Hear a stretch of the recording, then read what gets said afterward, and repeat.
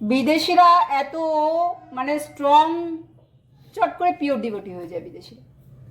কি করে, কেন? কারণ প্রত্যেকটা বিদেশির একটা হ্যাবিট আছে, জাগতিক বা ডিভোটি আর নন ডিভোটি, বিদেশিদের একটা হ্যাবিট আছে খুব ভালো, সেটা কি? স্টাডি, পড়াশোনা। তারা ভক্ত হোক বা অভক্ত হোক, প্রত্যেকের একটাই রুলস আছে, পড়া। তাই তারা যখন গীতা ভাগবতটা পেয়েছে না, খুব কনসেন্ট্রেশনের সঙ্গে পড়েছে, আর সেই পড়ে শিল প্রভুপাদের ফিলোসফিটা নিয়ে নিয়েছে, চট করে তাদের চেঞ্জ হয়ে গেছে। তাই আমাদের যদি চেঞ্জ হতে হয়, বলার উদ্দেশ্য শুধু শ্রবণ তো করতেই হবে পরীক্ষিত মহারাজের মতো, সঙ্গে সঙ্গে আমাদের যে কলিযুগ ব্রেন ভালো না, আমরা 5 মিনিট আগে কিছু শুনে ভুলে যাব, মনে রাখবো। তাই যেটা আমি পড়ছি, মানে সেটা আমি শুনছি, সেটা যদি সাথে সাথে আমরা পড়ি, দেখুন আমাদের একা একা বই বাড়িতে কারোর পড়তে ভালো লাগে না, সেটা শাস্ত্র হোক বা অন্য কোনো গ্রন্থ। স্কুলে বাড়িতে একা একা বাবা মার বকুনি খেয়ে পড়তে ভালো লাগে, তো স্কুলে তো ভালো লাগে, ঠিক কোচিংয়ে তো ভালো লাগে টিচারের কাছে, তাই না? মজা আসে। তাই যেই পড়াটা আমরা বাড়িতে বসে একা পড়ে মনে রাখতে পারবো না, সেটা তো ইজি হবে বুঝতে আর মনে রাখতে আমাদের যখন ভক্তের সঙ্গে শাস্ত্র অধ্যয়ন করবো। তাই ইসকনের ক্লাস খুব ইম্পর্টেন্ট। শিল প্রভুপাদ আর কিছু দেয়নি, সবার প্রথমে ক্লাস। আর সিদ্ধান্ত কার থেকে পেয়েছে? শিল ভক্তি সিদ্ধান্ত সরস্বতী ঠাকুরের কাছ থেকে। তিনি দুজন ভক্তকে ক্লাস দেওয়ার জন্য 8 মাইল 10 মাইল করে হেঁটে যেতেন, দুজন। কেন?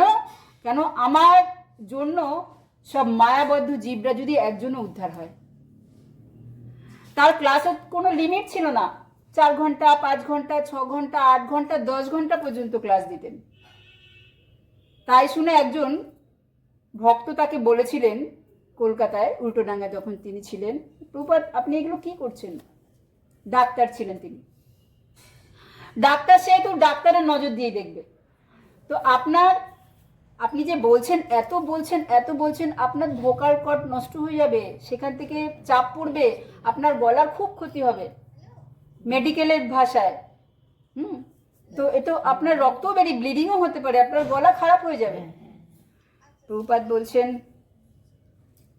এই গলা রেখেই বা আমি কি করব?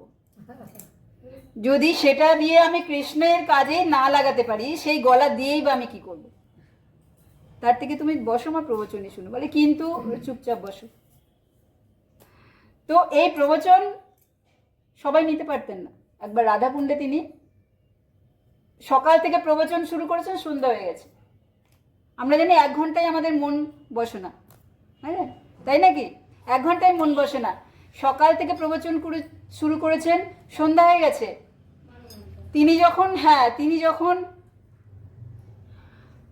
প্রবচন শেষ করছেন, তখন সবাই চলে গেছে, কেউ নেই একজন ছাড়া। তিনি কে?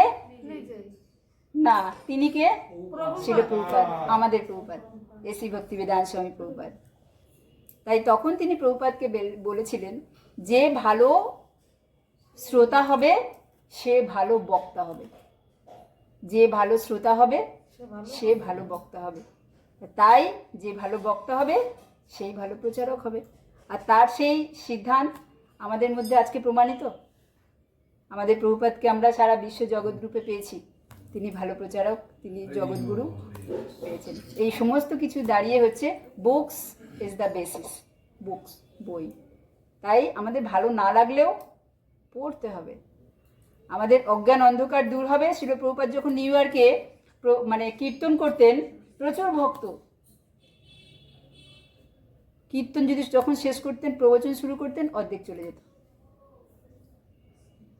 কীর্তনে এন্টারটেনমেন্ট হতো, যেই তিনি ক্লাস দিতেন অর্ধেক মানুষ চলে যেত।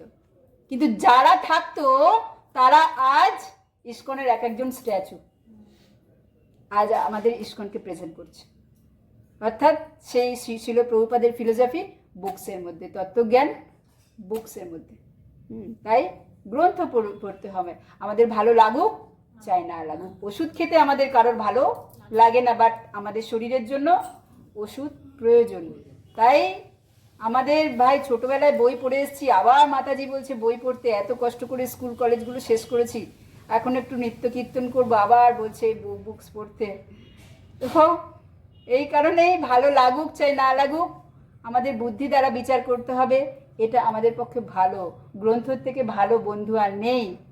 এপিজে আব্দুল কালাম আজাদ বলছে 1000টা বন্ধুর থেকে একটা বই বেটার আমাদের পরিবর্তন করতে।